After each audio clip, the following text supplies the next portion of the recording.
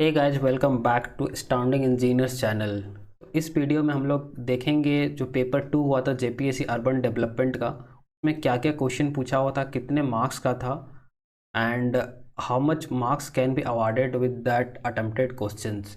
और सारे क्वेश्चन में जितना भी मार्क्स मिल सकता था उसको हम लोग सम अप करके एक ऑन एन एवरेज मार्क्स का स्लैब बना के मैं बताऊँगा कि इतना मार्क्स स्कोर किया जा सकता है इस पेपर में। एंड इससे पहले मैं वीडियो बना चुका हूँ पेपर 1 का एनालिसिस का, सो उसको भी आप लोग देखिए। अब बात करते हैं इंस्ट्रक्शन का, तो इसमें भी दो सेक्शन था, section A and section B. दोनों में फर्स्ट क्वेश्चन कंपलसरी था, लाइक सेक्शन ए में क्वेश्चन नंबर 1 कंपलसरी था एंड सेक्शन बी में क्वेश्चन नंबर 5 कंपलसरी था।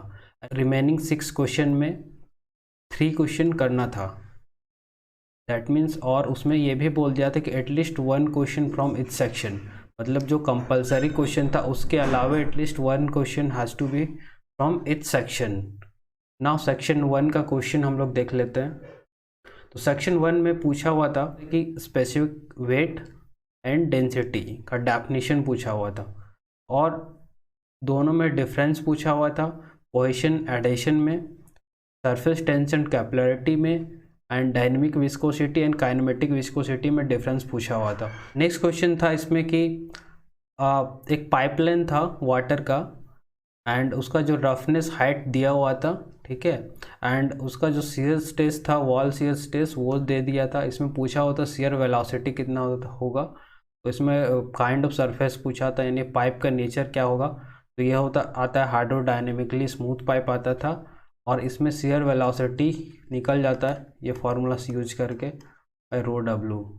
नेक्स्ट क्वेश्चन इसमें पूछा हुआ था क्वेश्चन नंबर 3 में, define recurrence interval and return period of storm. ये हाइड्रोलॉजी का क्वेश्चन था, ये भी 8 मार्क्स का था।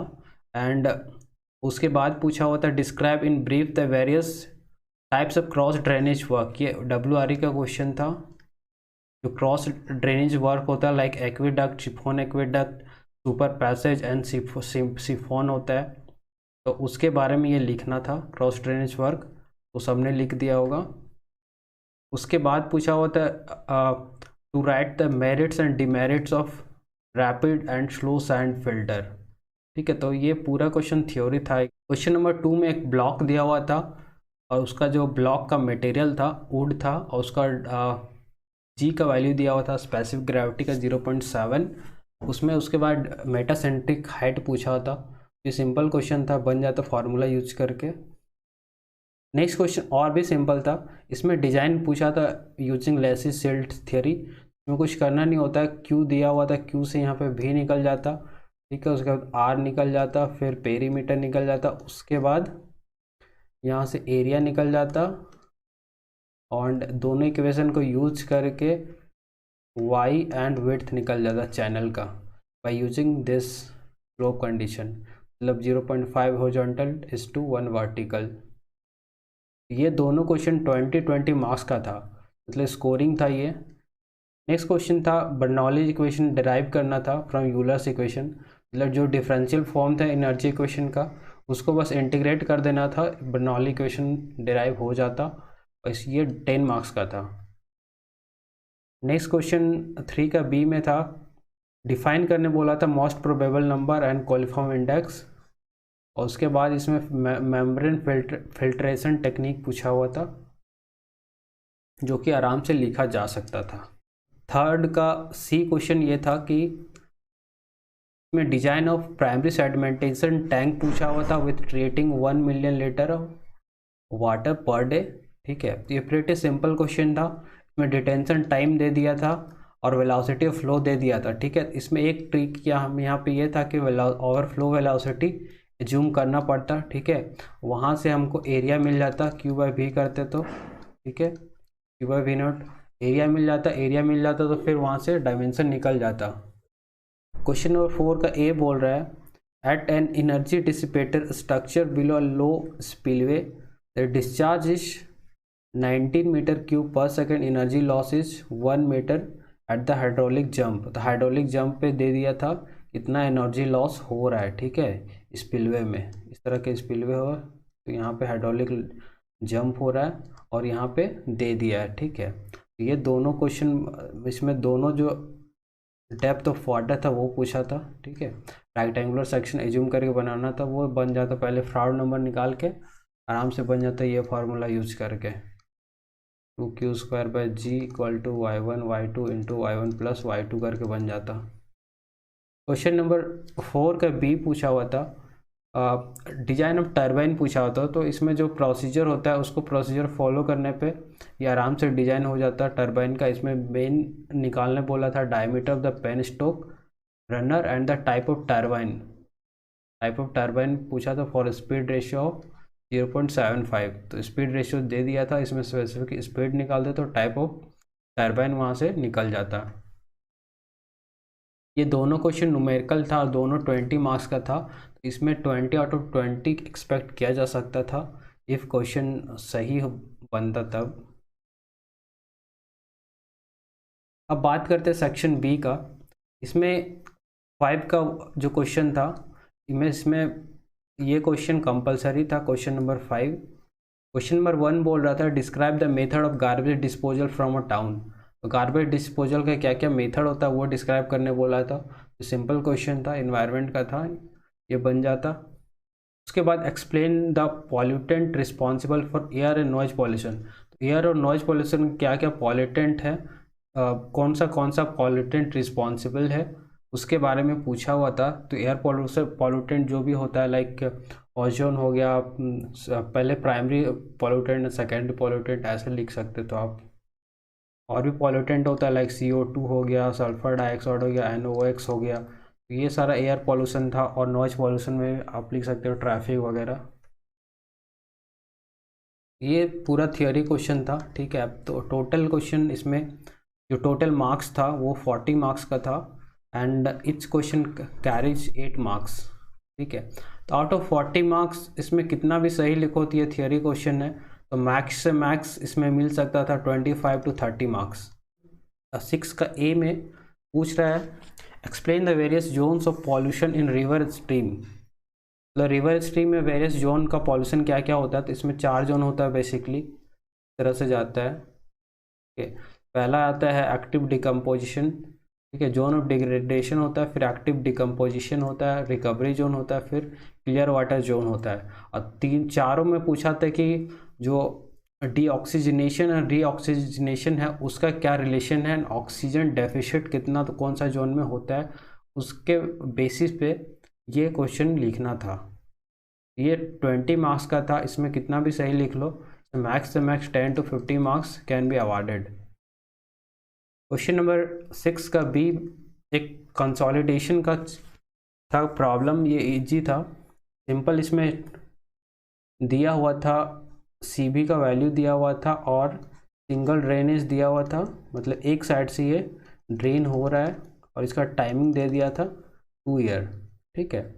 और ये फार्मूला यूज करके यानी TV = CB T/d², इसको यूज करके यहाँ से टाइम फैक्टर निकल जाता और यहाँ से ये निकल जाता, U निकल जाता, यानी डिग्री ऑफ कंसोलिडेशन निकल जाता। अब डिग्री ऑफ कंसोलिडेशन निकल जाता तो यहाँ पे सेटलमेंट निकल जाता, यानी क्या होता है ΔH/H = degree of consolidation.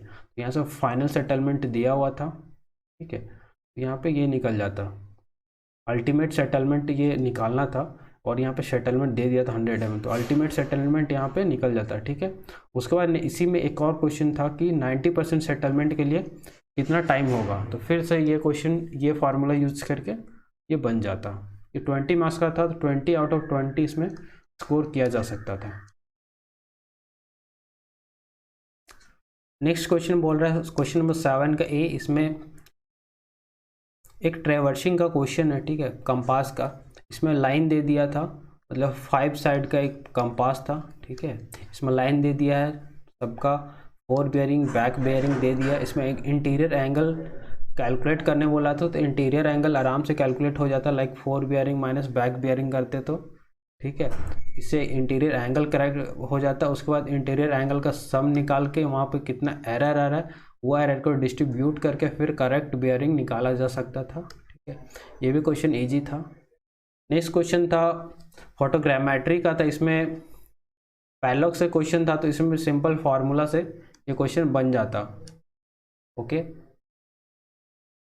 Now talking about question number 8, इसमें ए में पूछा था, हाईवे इंजीनियरिंग से क्वेश्चन था, इसमें ट्रांजिशन कब से पूछा हुआ था। ठीक है, तो ट्रांजिशन कब क्या होता है, 3 बेसिस पे हम लोग कैलकुलेट करते हैं। From the basis of rate of change of centrifugal acceleration, वो उसके बेसिस पे जो भी लेंथ आता वो एक हो जाता, फिर दूसरा में रेट ऑफ सुपर एलिवेशन होता, तीसरा में एम्पिरिकल फार्मूला से जो आता उसके बेसिस पे, तीनों में जो मैक्सिमम आता वो हो जाता लेंथ ऑफ ट्रांजिशन कर्व। ये सिंपल क्वेश्चन था, इसमें 20 आउट ऑफ 20 स्कोर किया जा सकता है। नेक्स्ट क्वेश्चन था, maximum permissible speed on a curve of highway, busy track था। इसमें रेलवे इंजीनियरिंग का क्वेश्चन था, इसमें से मैक्सिमम स्पीड दे दिया था। ठीक है, और मैक्सिमम परमिशेबल स्पीड पूछा होता, इसमें कुछ नहीं करना था, जो इक्विलिब्रियम सुपर एलिवेशन निकाल लेना था, GB स्क्वायर 127 आर से। ठीक है, उसके बाद कैन डिफिशिएंसी निकाल लेना था। ठीक है, उसके बाद फिर लेंथ ऑफ ट्रांजिशन कर्व का जो फार्मूला आता है उसमें यूज करके यहाँ पे can deficiency into V max होता है। ठीक है, और यहाँ पे 0.073 होता है। ठीक है, और इसमें 2 टर्म होता है, तीनों में जो मैक्सिमम आएगा that will be the length of transition curve. तो मैक्सिमम यहाँ पे तीनों में ट्राई करना पड़ता है, और यहाँ पे बी मैक्स का वैल्यू निकालना पड़ता है। ठीक है, तीनों में से जो भी मैक्सिमम वैल्यू आएगा that will be the maximum permissible speed on curve of highway speed. ठीक है, ये हमने सारा क्वेश्चन देख लिया। बात करते हैं क्वेश्चन नंबर 8 का बी में, ये भी 20 मार्क्स का था, तो 20 मार्क्स में इसमें भी 20 मार्क्स आउट ऑफ 20 स्कोर किया जा सकता था, इफ़ मतलब ये क्वेश्चन पूरा सही होता तब। ठीक है, तो ऑन एन एवरेज हम लोग कंसिडर करते हैं कितना कितना मार्क्स इसमें दिया जा सकता है। इसमें सपोज इसमें 15 मार्क्स कंसिडर कर रहा है, मिनिमम मार्क्स कंसिडर कर रहा हूँ मैं। ठीक है, इसमें ये प्रीटी सिंपल क्वेश्चन, इसमें 20 एक्सपेक्ट किया जा सकता है। 15 + 20 हो गया 35, और 5 क्वेश्चन का ही कंसिडर कर रहा हूँ मैं।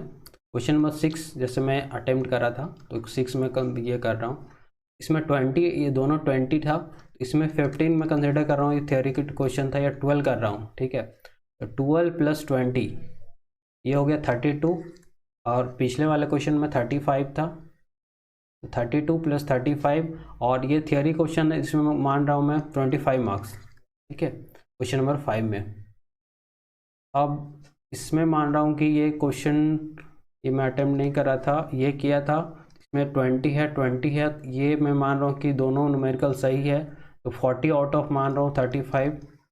ठीक है, और इसमें मान रहा हूँ कि क्वेश्चन नंबर 1 में आउट ऑफ 40 इसमें मान रहा हूँ 25। अब हम लोग काउंट कर लेते हैं कितना आ सकता है मैक्सिमम मार्क। 25 + 35, तो ये हो गया 60 + 25 85 + 32, 85 + 32 हो गया, 85 + 32 हो गया 117, और क्वेश्चन नंबर 8 में था